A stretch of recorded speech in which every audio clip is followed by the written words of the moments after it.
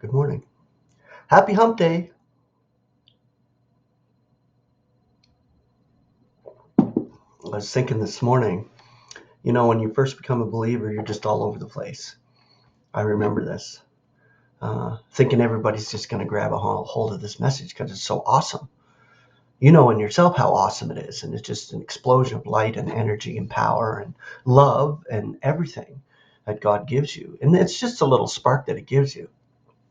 But when you go to share it, it doesn't take long before you're stomped to the ground by somebody who doesn't want to accept it and can't accept it because they are locked up in stubbornness, because God locks them up.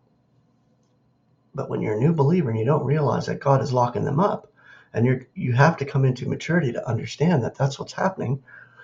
Wow. And you have to give up all these things, these self-inflated things, these self-righteousness, the free will thing. There's a lot that comes along, and it just doesn't happen on a heartbeat. Maybe with some believers it does. I don't know. But it's a maturing process that takes place. It's just tough when you get scorned and you get taken down when you try to share the good news. And all of us have experienced that. Not one of us haven't. We have a message to give. We hold on to the truth of the evangel. We hold on to the foundational part of it, that Christ died and he was actually dead for 3 days. And he was entombed and roused the third day. This is our evangel. This is good news, because he died for all creation.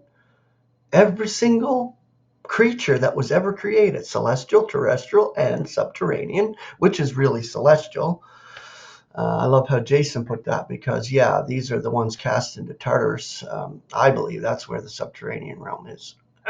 But anyway, that's on another topic, and we could go down another rabbit hole on that one. But absolutely speaking, God knows what he's doing, and he calls out each member, and he places each member in the body according to his will. It's his operation, not ours. We didn't make no choices. I know that 100%. I never made no choice at all. Did you make a choice? Did you make a choice for God? Did you make a choice for God today? You know how they put it in Christianity. It's like, geez, what do you mean? I didn't even have breakfast yet, and I got to make a choice? I choose Fruity Pebbles or Shreddies. Okay, but so sharing the good news wasn't fun at first. Sharing the evangel wasn't fun because we were new and it's hard to share it. Because our hearts get broken. It damages our heart is where it happens, because we see the rejection from people of such awesome and beautiful and powerful news. A well message. God's designation. He's the one that designates. He designated before any other creation the members of the body of Christ. God's perfect image, our brother Christ, our head, and the whole of the body, right there, done. It'll be unveiled very soon, the sons of God, to his universe. Initially, we can scarce wait for some opportunity to share the good news, the well message. Naively, we assume that everyone, especially those who are privileged to acclaim our Lord as Savior, will be only too delighted to discover the peace which such glad tidings impart. Now we may shake our heads and smile at such exuberance, but how it grieves our hearts to be scorned. We heed the apostles' words, and we herald the word. Opportunely and opportunely, we bear with much evil. God's love trains us in meekness and patience. There's no way for us to know whom God has chosen and is calling. From our individual experience, we must conclude that our own case was quite hopeless. Yet how were we tenderly led, in grace, to acclaim his beloved Son as Lord? Almost all who have attained to maturity have had to put aside some childish and mistaken beliefs. That's right. So the process had to happen with each one of us. We had to come through and see what we needed to drop as far as childish behavior. In all of us, we have that. And I'm saying childish behavior. Childlike behavior is awesome because that's a beautiful heart.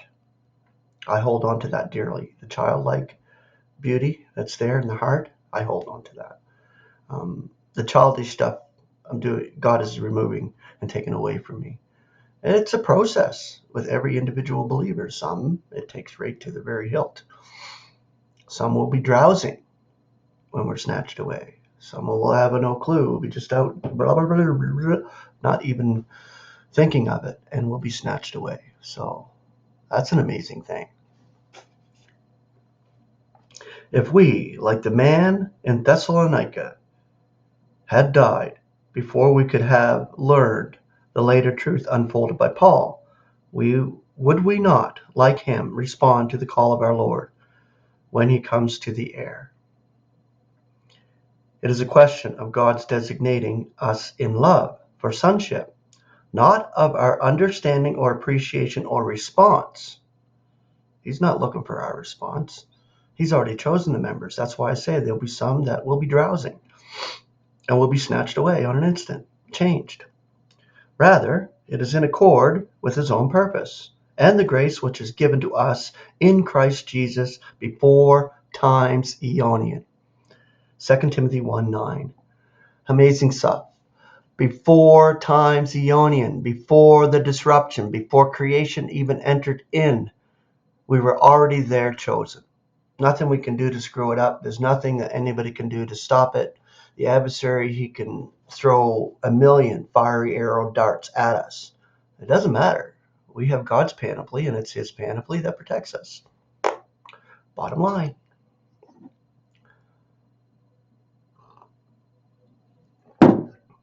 Paul prays for those who are sealed with the Holy Spirit of promise, the earnest of our allotment, for a further spirit of wisdom to perceive what is the expectation of their calling, and the riches of their allotment, and the power at the rousing of Christ.